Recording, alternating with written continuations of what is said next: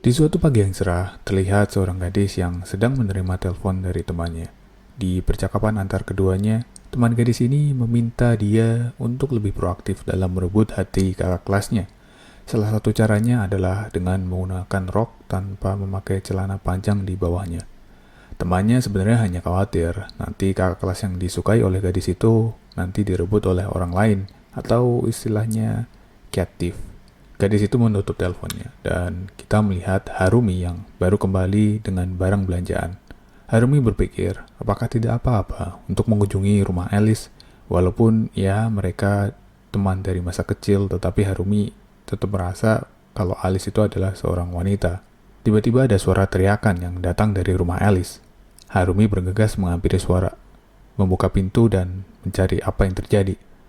Di matanya, dia melihat Alice yang tergeletak dan menimba gadis yang tadi telepon dengan temannya.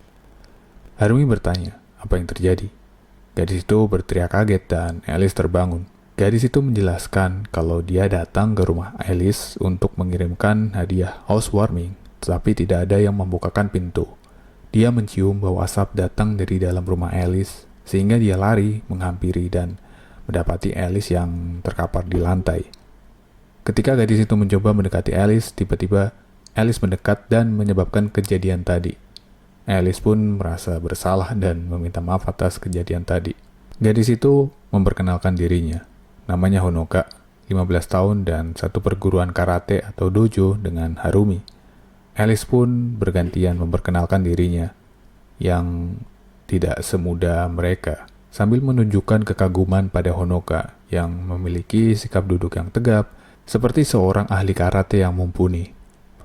Honoka hanya diam, ditambah dengan tatapan tajamnya ke arah Alice. Matanya yang tertuju pada Alice menyebabkan dia merasa gelisah dan bertanya ke Harumi, apakah ada yang salah dari ucapan Alice sehingga membuat Honoka marah ke dia. Harumi hanya menjawab kalau Honoka adalah gadis yang pemalu jadi bisa dimaklumi.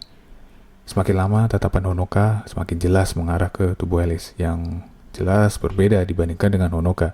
Tatapan matanya berpindah ke tubuhnya sendiri dan ya terlihat jelas perbedaannya yang membuat Honoka semakin frustasi. Sambil menahan emosi, Honoka izin meminjam toilet rumah Alice dan bergegas ke sana.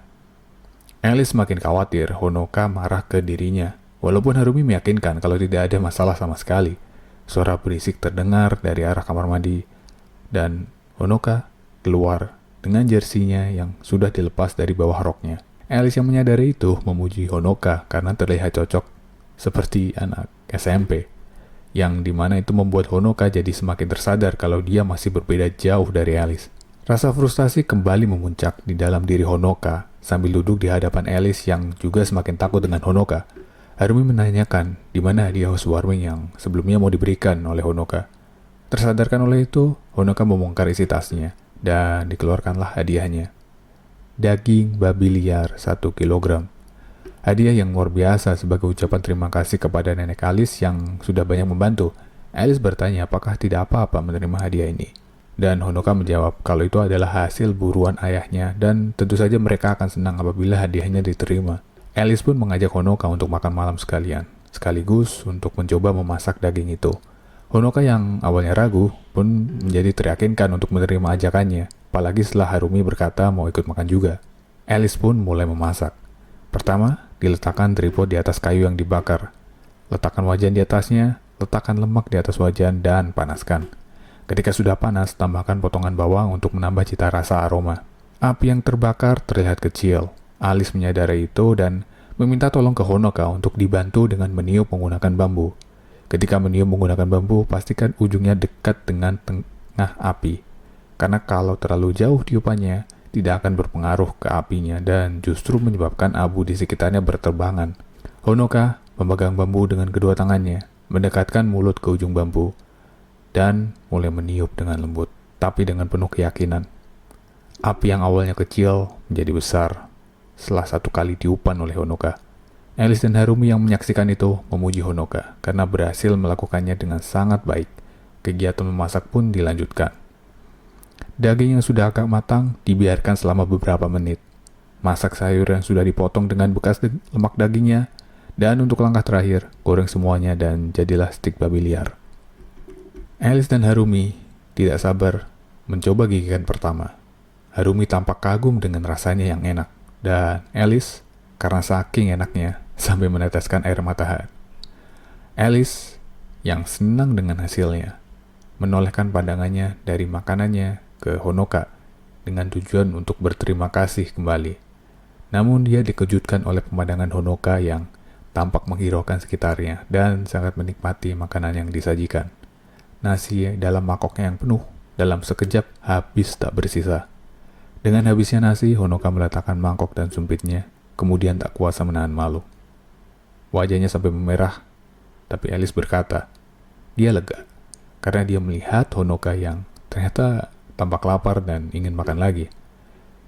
Silakan untuk makan sepuasnya, timpal Alice ke Honoka.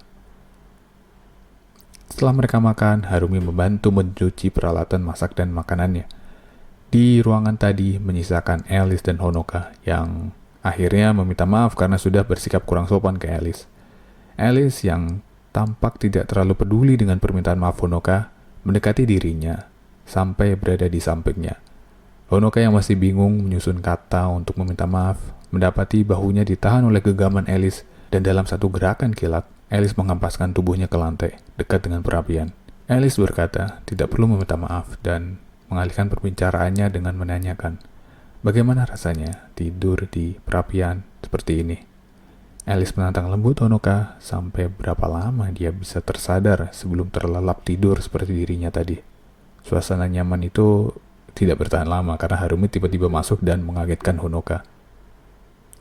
Langit menunjukkan sudah malam dan tampak Honoka kembali telepon dengan temannya.